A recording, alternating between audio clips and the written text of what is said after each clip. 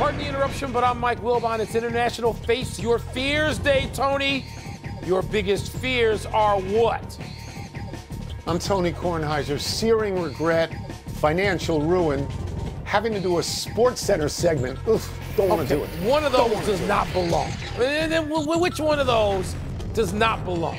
Sports Center. Come on. Searing regret doesn't belong. Yeah, the Sports Center segment belongs. Have to do it too often. Come on now. Welcome to PTI, boys and girls. In today's episode, the Chiefs go to 5-0. The Tigers and Royals even up their series. And Jeff Saturday joins us for 5 good minutes. But we begin today with the New York Jets, who you said yesterday you hated, Wilbon, and didn't want in the show anymore. Yeah. Well, here they are. Here we are. Today they fired Coach Robert Saleh and replaced him on an interim basis with defensive coordinator Jeff Ulbrich. Wilbon, what does this say about Saleh, Aaron Rodgers, and the Jets? The whole thing is just a big bowl of mess. And why fire Saleh? If you're going to fire Saleh, okay, just make Aaron Rodgers the coach. He's the damn coach anyway. He and his prehistoric offense that don't look like modern football at all. So you're going to fire this guy whose defense is really good. And by the way, I'm not saying he's a great head coach. I'm not saying that. But you're basically turning the team over to Aaron Rodgers. You brought him in, and now you're going to fire Saleh because the offense isn't any good when Rodgers is the one running the wing T because he doesn't like motion, he doesn't like deception, he doesn't like anything that distracts from his genius. Genius at work despite torn Achilles coming back looking like 80 years old. So people can go ahead with that if they want. They can go right ahead with that nonsense that the Jets are a Super Bowl team and Saleh by himself is keeping them from reaching all their great potential. I love this. I love that the Jets, the team of your youth and a team of Greenies forever, are a mess because people have overstated and overrated them since the first day that Aaron Rodgers signed there, and now they get what they deserve. Yeah. All right, so there was a very famous football coach in New York, Bill Parcells, who said, and I'm quoting here, "You are what your record says you are." Robert Saleh's record as the head coach of the Jets was 20-36.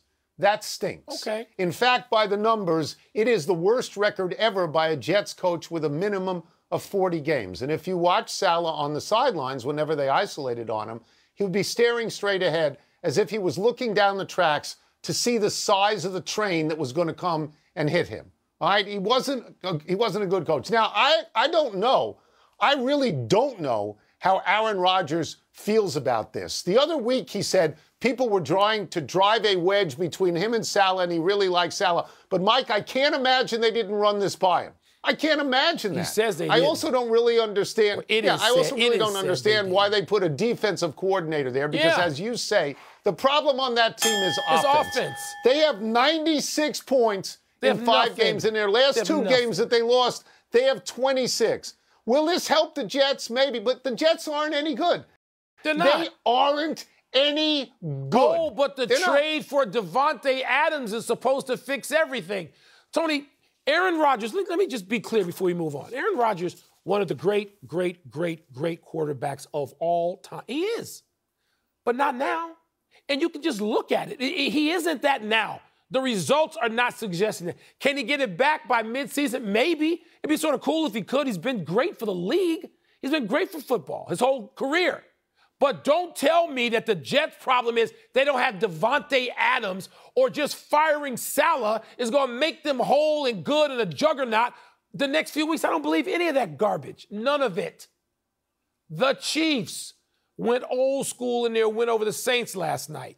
Juju Smith-Schuster and Kareem Hunt are back with the team they once starred for, and both had big nights. Smith-Schuster caught 7 for 130, and Hunt rushed for 102 and a touchdown.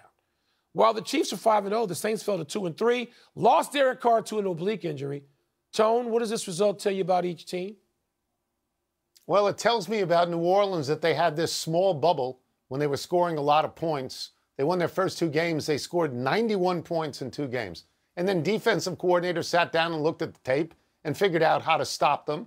And they've lost 3 in a row. And in those 3, Mike, they only have a total of 49 points. Because Derek Carr is okay when he's not injured, but he's pretty much just okay. Yeah.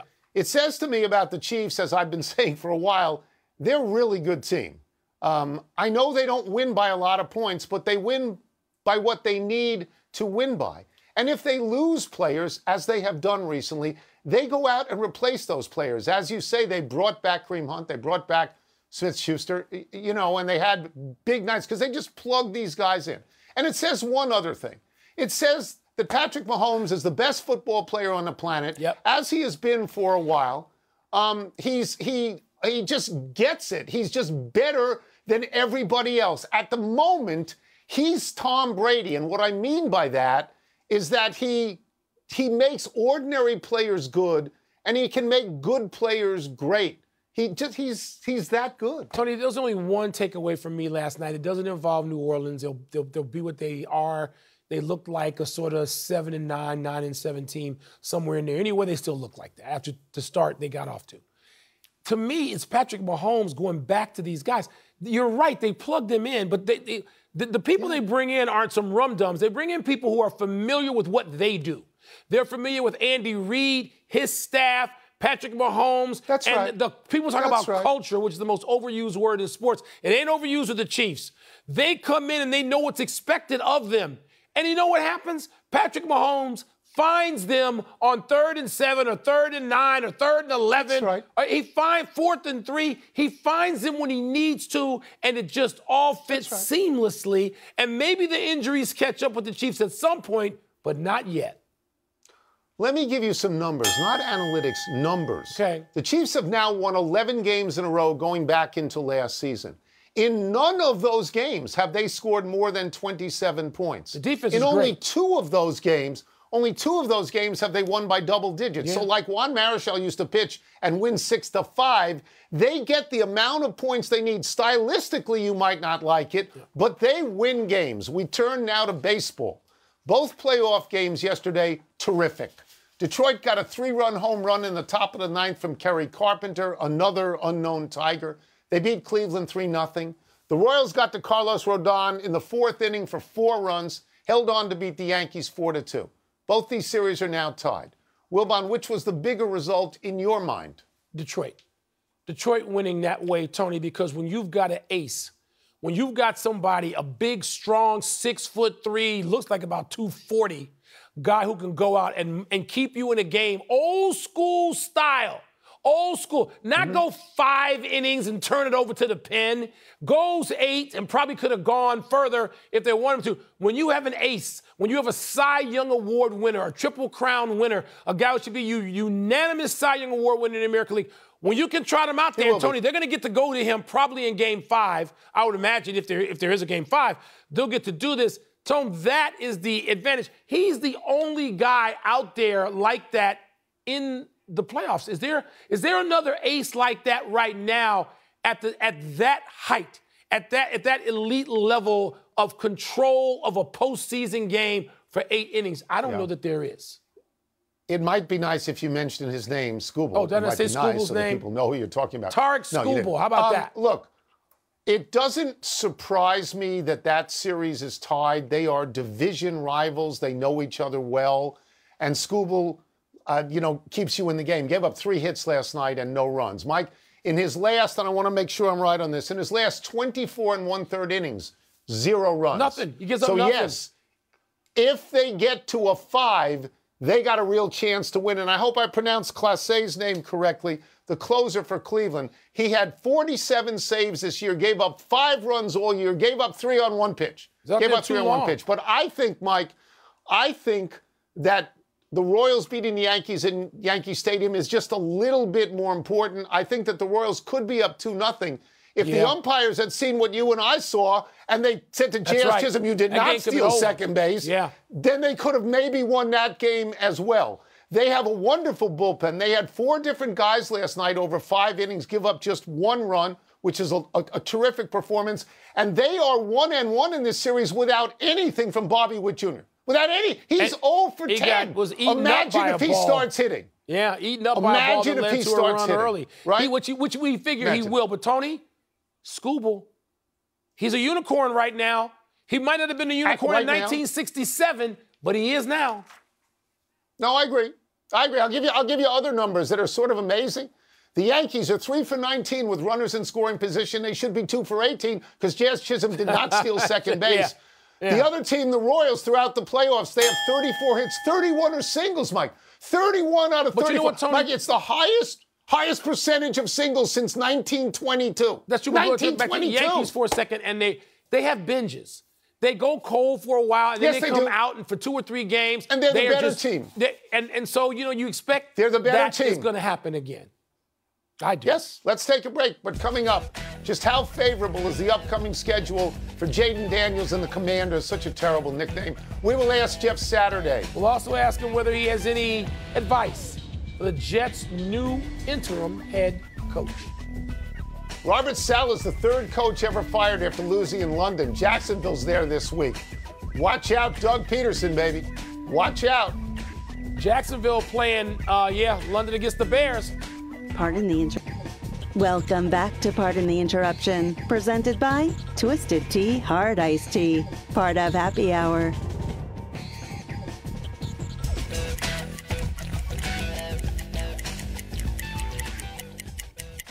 It's time to dig into the football trenches with our great friend, ESPN NFL analyst Jeff Saturday. Jeff, let's start with this. The Jets fired Robert Saleh. They're turning to defensive coordinator Jeff Ulbrich as their interim head coach. You were in this position. You took over the Colts a couple of years ago as an interim head coach. What advice would you give to this fella? Well, I could give him great advice for week 1. After that, it's all for himself. He do better than I did. No, but in all seriousness, he has he has the environment that he's been in with Saleh, so he understands the staff, he understands the players, he's worked with these guys. The biggest thing for him is to cast a vision for the offensive coordinator and the special teams coordinator. He already knows the defensive side, what he wants out of there, making sure everybody's like-minded, focused on the same things, and then he'll just set forth that vision and then ask, I'm sure it'll be Aaron Rodgers and the other team leaders, hey, carry this out into the locker room. That's the fastest way to get to a room, right, is making sure they understand what your goals, what your vision is, and then let them carry it forward. Jeff, let's travel south down I-95 just a bit and talk about the Commanders, who are 4-1 somehow. Tony and I noticed that they don't travel further than New York. Between all the home games and these little dinky trips to Philly and New York, they don't travel beyond New York until December 15. Is this a real advantage, not having to go very far, or are we paying too much attention to nothing? Heck yeah, it's an advantage. Buy lotto tickets, because it don't happen like that very often. That thing is good. That's as good as it gets. So when you're talking about a team that doesn't have to go far, you stay in your rhythm. We're all creatures of habit throughout the season. I mean, I understand fans' ideas of it from a player's perspective. Man, you can take the decals off. Once we hit Tuesday and we're finished with that off day, we hit Wednesday and install. It's just how do we prepare? So the closer you can stay to your typical day without having to worry about travel or some craziness taking you across different time zones, all those things, the better it is. It is a massive advantage, and good on them. Wow, that's a Kornheiser-like schedule. Not leaving home ever. I mean, the Commanders, they'll just play in their basement or their attic for the way they're going. Jeff, we got to talk about Jeff Flacco, who is 127 years old. He's played well for the Colts again. I got 2 things that I'm wondering. One, how's he doing this at this point? And 2, why can't other teams realize that Joe Flacco is a player of value? And in a league that is desperate for good quarterback play, why do they keep letting this dude walk? Hey, hello, Cleveland Browns. Yes. I mean, are we serious right now? I mean, how did they let him walk out of their building? I have no idea. And good for the Colts that they scooped him up, understanding how good he really is. And here's the thing, like you see the way he manages games and understands what defenses are trying to do to him. And so his timing with receivers, his timing of the cadence and when the ball is coming out, he's just ahead of the game. The game has slowed down for him. And at 39 or whatever he is years old, he sees the game, and it's much slower than for a young guy. So not only the value he has on the field, but off the field and training a young quarterback or a quarterback who might be struggling to be able to.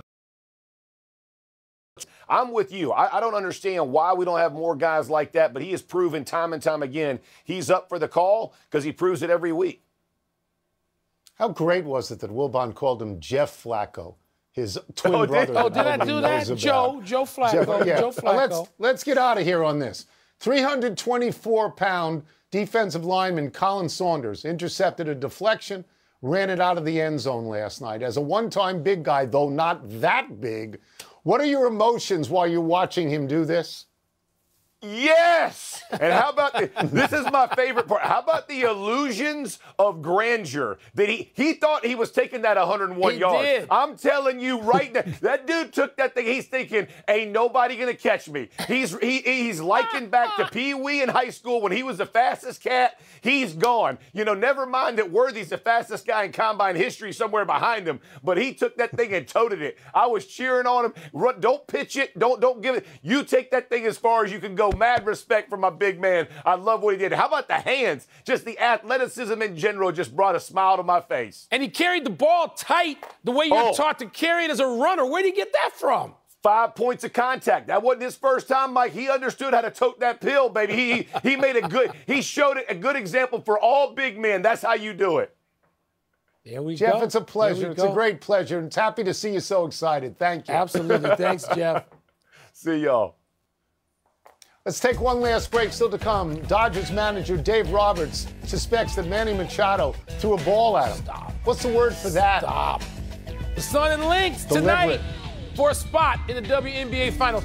Tony, Jeff Saturday, not Joe Saturday, Jeff Saturday is the voice. I call him the voice of reason. Because if you watch TV in the morning and you're watching Get Up and First Take, you need Saturday to open. Pardon the Interruption is presented by the refreshing taste of Twisted Tea Hard Iced Tea. Please drink responsibly. Part of Happy Hour. Happy time, people. Happy 29th birthday, Grayson Allen. The Phoenix guard led the NBA in three-point percentage last season at 46.1. Allen flirted with 50-40-90, finishing up with 49.9% from the field and 87.8% from the foul line. Allen had career bests last year in Phoenix. 13.5 points, 3.9 rebounds, 3 assists, 33.5 minutes per game. He's not a big star in Phoenix, but the Suns gave him a $70 million extension over 4 years.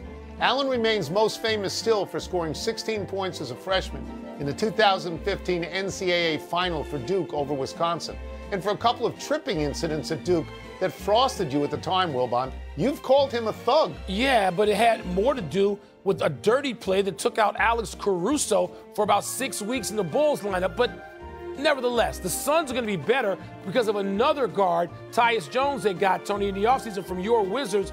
Tyus Jones can be point guard and take the pressure off KD, Beal, and Book to do that. And Grayson Allen is an effective and valuable player. Let me give him that. Happy anniversary, Don Larson. This is posthumous, but on this day 68 years ago, with the Yankees and Dodgers tied at 2 games each in the World Series, Larson threw the only perfect game in World Series history, maybe the most famous game ever pitched. Larson struck out Dodger pinch hitter Dale Mitchell looking for out number 27, and catcher Yogi Berra ran to the mound and leaped into Larson's arms. Larson was not an overwhelming pitcher. His career record was 81-91 over 14 seasons. The most wins he ever had in one season was 11 in 1956. 2 years before, he was 3-21 with Baltimore. Larson is not in the Hall of Fame, but he's got this one, doesn't he? And Mike, this is a picture of the last pitch of that look game. at that. I've had this for years. Don Larson signed it, but, you know, in time, the ink fades. So now I've just got the picture. That's the last strike of the game. Quite a picture, Tone. Our dear friend, the late, great Dick Schaap, tells a fabulous story about having a ticket to that game to go and see it in person, but his then wife said, we need to look for an apartment. Enough, you go to enough games, we need to look on this, was it a Saturday? Need to look for this apartment, forget that other stuff. He misses the perfecto. Ooh. Only Dick can tell that story like that. A melancholy trails to Louis Tion. The legendary righty has passed away at the age of 83. Tion won 229 games for 6 teams, but will be best remembered for his 8 years with the Red Sox, including 1974, when he had a career high of 22 wins and 25 complete games, and 1975, when he went 3-0 across the ALCS and World Series. And Wilbon, you'll love this. In a start against the Angels in 1974, Tion went 14 in the third innings, throwing between 160 and 180 pitches. Tiant's corkscrew delivery was unforgettable. From the windup, he turned his back to the batter before throwing, which had to be scary for the batter. And from the stretch, he shook his glove all the way down to the set position. Such great visuals. Tony, how can baseball be better off as a sport or a product when you don't have people like El Tiante? You don't have people like Luis Tiant out there anymore who could be stars, big stars on the biggest stage. I know we can both agree on this. He was so entertaining to watch, and we'd love the chance to be able to watch him one more time. Quick to the big finish, running out of time. Dodgers manager Dave Roberts suspect Manny Machado threw a ball at him, called it unsettling. What would you call it? It was, but so was the fans, Dodger fans, throwing balls at Padres outfielders to stop the game for 12 minutes. Both were unsettling. Caitlin Clark will tee it up in the Pro-Am at the Annika Golf Tournament next month. I bet you're intrigued. Yeah, hope she shoots in the 70s or 80s. Number 24, Michigan is turning to seventh-year senior Jack Dudley quarterback. Your thoughts? What is that, 2 injury red shirts and a COVID, I guess? That adds up to 7. Adam Schefter says the Patriots will start Drake May against the Texans Sunday. Is that the right call, throwing him in there against them? Tough team, but I'd like to see him. Last one, Sun at Lynx tonight to make the WNBA Finals. Who you got? I took the Lynx to start the playoffs. I got to stay in with the Lynx, Tony. Should get on I-95. Yeah. We're out of time. Try to do better the next time. I'm Tony Kornheiser. I'm Mike Wilbon. Same time tomorrow, Knuckleheads. You can get the podcast on the ESPN app or Apple Podcast. Just looking for a great Game 5, Tone. And now, your sports center. You like that Don Larson photo, don't you? I mean, it clearly was not working out. You can get rid of Saleh, who puts a nice defense on the field, but doesn't seem to be much of a head coach in the time he's 3+ seasons. But the guy calling the shots there is Aaron Rodgers. The guy whose judgment matters to that club the most is Aaron Rodgers. He's got this prehistoric offense out there, which has no movement, nothing that resembles the rest of the league in terms of modern offense. And you can do that if it's working, but it isn't. And it's putrid so far. So Aaron Rodgers makes that call. So who are you consulting? It doesn't matter who your coordinator is. It doesn't matter who your head coach is. If you've got a good defense and Aaron Rodgers is allowed to dictate the offense, no matter what the bottom line is, you've got nothing. And don't tell me the Jets are a Davante Adams trade away from, they're going to stalk the Super Bowl. The Jets are a mess. This is what they deserve. Yeah, the Jets have beaten 2 teams this year, if I'm not mistaken, Tennessee and New England. They're bad teams. They haven't beaten anybody else. Is his firing too soon or too late? I'm not sure that I can make a judgment on that. You could have fired him at the end of last year if you wanted to, but I think they wanted to give him a chance to actually have a healthy or reasonably healthy Aaron Rodgers and see what he could do with Rodgers, even though he's a defensive guy. And I don't see him as, having a lot of input into the offense. Look, he is not Saleh. His record stinks. It does. It's 30-46. You can fire him whenever you want. He was not the cause of the Jets being bad. They were bad before he got there and continued to be bad while he got there. Yeah. And he is not the cure for the Jets as well because, as I said, they continue to be bad. So I'm not certain that is the topic du jour as much as what's going to happen now with Aaron Rodgers. Is he now going to be the savior that everybody says he's going to be? And the recent history indicates no. Right? It indicates he's not the savior Davante Adams, we're told, is going to be. Can we get the Jets off our show? Can we get rid of them now? They're 2-3. We're not on our show. We're on somebody they're in else's our show. So let's just get them off stage right. No. Oh, please. Okay. That's it. I hope they're done. Back to you. Mike.